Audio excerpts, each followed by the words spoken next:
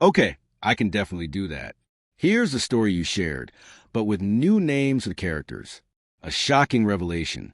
It was a muggy Tuesday morning in August when David Miller, a newly appointed police chief, stepped out of his car in the heart of Blue Ridge, a small city tucked away in the rolling hills of North Carolina. Dressed in a simple plaid shirt, worn jeans, and scuffed sneakers, he didn't look the part of a man who had spent 2 decades climbing the ranks in law enforcement. That was exactly his intention. David believed in seeing things for what they truly were, not through the polished lens of scheduled meetings or rehearsed welcomes. As a black man stepping into a leadership role in a precinct plagued by whispers of misconduct, he wanted to observe the department unfiltered. What better way to do that than to blend in?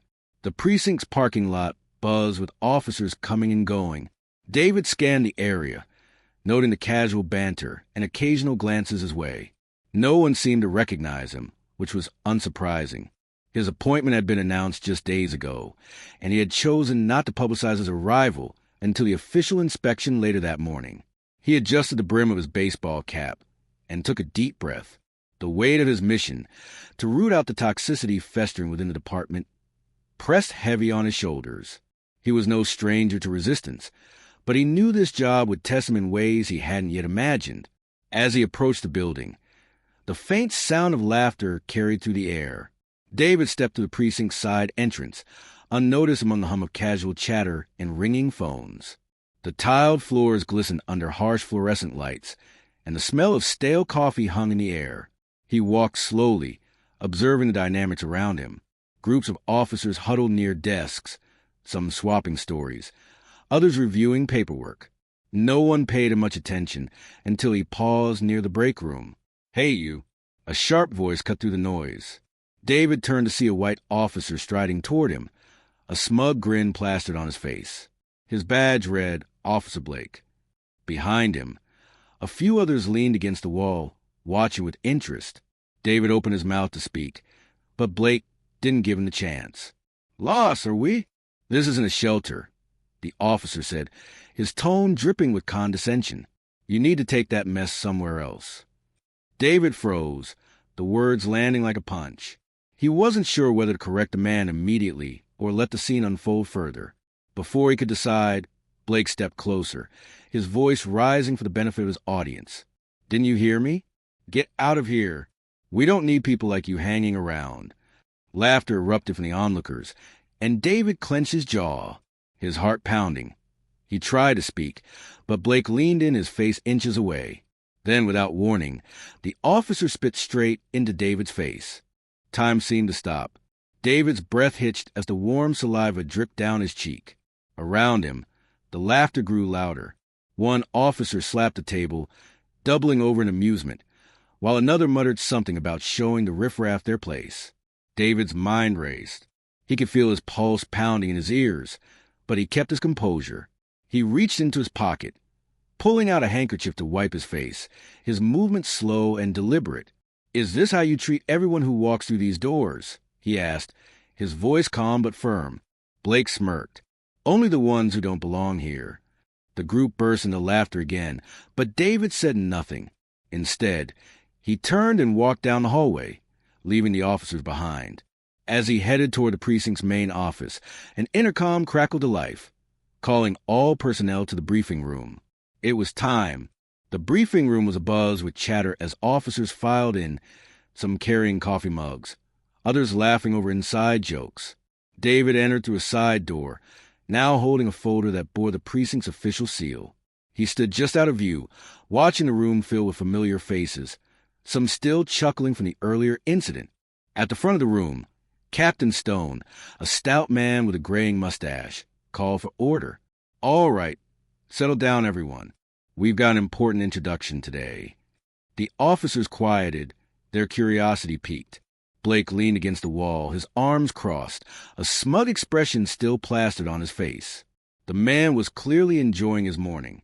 Captain Stone cleared his throat. "As most of you know, Chief Caldwell retired last month. We've been waiting for his replacement, and I'm pleased to introduce our new leader, a man with an impressive record and a vision for this department." David stepped forward, his footsteps measured. The room froze as he walked to the podium, his presence commanding attention. He placed a folder on the lectern and slowly scanned the room. His calm demeanor only heightened the tension. Blake's smirk faltered. The color drained from his face as recognition dawned. The other officers exchanged uneasy glances, some whispering, others staring at David with wide eyes. "Good morning," David began, his voice steady. "My name is David Miller. As of today, I'm your new chief of police." The silence was deafening. Blake's face turned a deep shade of red, his bravado evaporating. David's gaze landed on him, holding for a moment longer than necessary before sweeping across the rest of the room. "When I arrived this morning," David continued, "I came in plain clothes because I want to see the department through an unfiltered lens." What I witnessed was eye-opening. A murmur rippled to the crowd, but David raised a hand to silence it. "In my brief time here, I've already seen behaviors that are not just unprofessional, but downright unacceptable. Let me make one thing clear. The culture that has been allowed to fester here ends today." The room remained eerily quiet, the weight of his words sinking in. Blake shifted uncomfortably, his eyes darting to the floor. David took a step closer to the edge of the podium, his tone sharp but controlled. "Respect is not optional. It's the foundation of what we do as law enforcement. Without it, we fail not just each other, but the community we serve." He let the silence hang for a moment, watching the officers squirm under his gaze. "This morning, some of you laughed at what you thought was just another powerless man being put in his place. But let me remind you, everyone who walks through those doors deserves respect, whether they're wearing a badge or not." His words cut through the room like a blade. No one dared to move. David let the silence linger, his gaze unwavering. The tension in the room was palpable, each officer acutely aware of the weight of his words.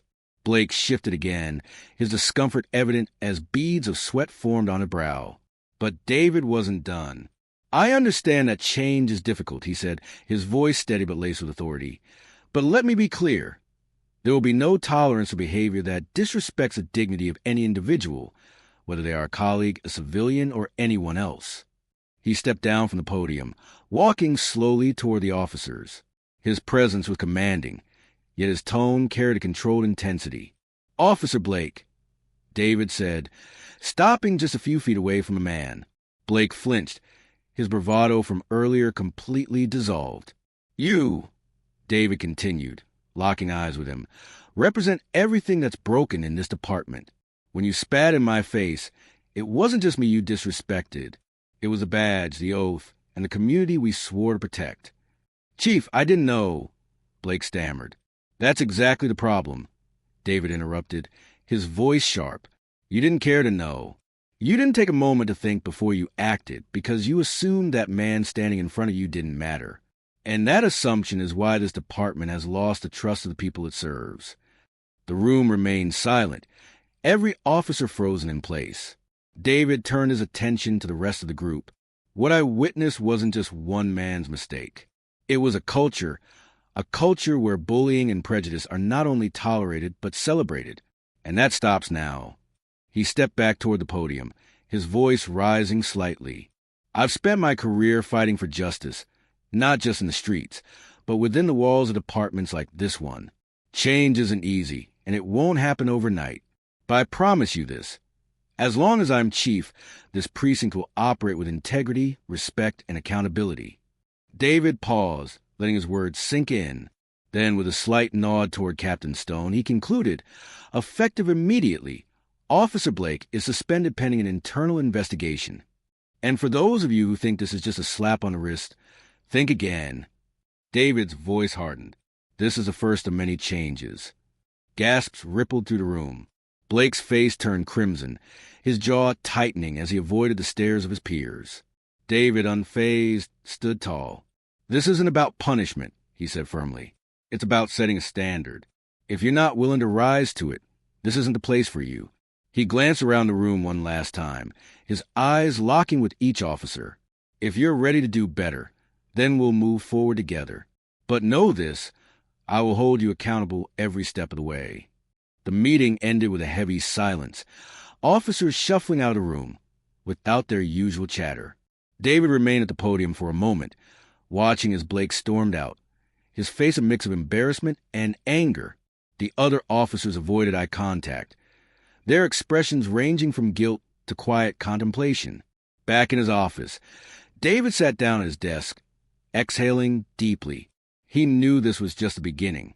Years of entrenched attitudes wouldn't change overnight, and for some, they might never change at all. But he hadn't come to Blue Ridge to make friends.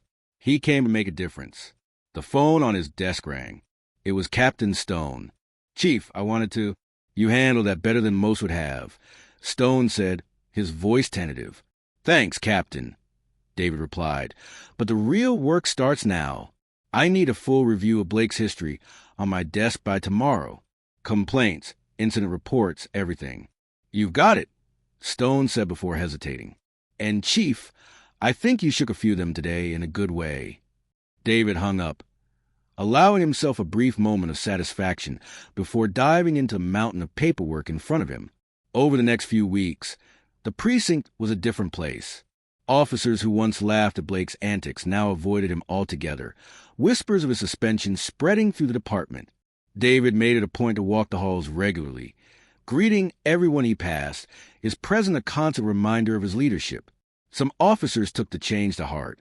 Officer Riaz, a younger recruit, approached David one day, admitting that she'd been complicit in the toxic culture out of fear of retaliation. "I want to do better, Chief," she said earnestly. "That's all I ask," David replied, his voice kind but firm. "It starts with you." But not everyone was willing to change. Blake filed an appeal against the suspension, claiming unfair treatment. David held his ground, standing firm in his belief that accountability wasn't optional. The department's review uncovered a string of previous complaints against Blake, ranging from excessive force to inappropriate comments. His appeal was denied, and David made it clear that the days of brushing misconduct under the rug were over. Despite the progress, David knew the road ahead would be long. Conversations about implicit bias in community relations were met with mixed reactions, but he remained undeterred. Each small victory, a recruit speaking up, an officer rethinking their approach, was a step towards something greater. One morning, David attended a community event where he met a young boy who shyly approached him. "Are you really the chief?" the boy asked, his eyes wide with wonder. "I am," David said with a smile. "My dad says the police don't care about us," the boy said, his voice barely above a whisper. David crouched down to meet his gaze. "I can't change the past, but I promise we're working to do better," he said gently. "And if you ever need help, you come find me." "Okay." The boy nodded, a small smile breaking across his face. It was moments like this that reminded David why he had taken the job in the first place. By the end of his first year, the precinct was far from perfect, but it was undeniably different. Officers who couldn't adapt were gone, replaced by recruits who shared David's vision for a fair and respectful department. The community, once skeptical, began to see signs of change, a renewed effort to build trust and bridge divides. David stood in the precinct's main hallway one evening, watching as officers filed out after their shift. The laughter and camaraderie felt different now, not at someone's expense, but genuine and inclusive. He knew there would always be challenges ahead, but for the first time, he felt hopeful. Change was never easy, but it was worth every fight. The story of Chief David Miller isn't just about reforming a broken police precinct. It's about the courage to walk into any space, even one built on hostility or resistance, and commit to making it better.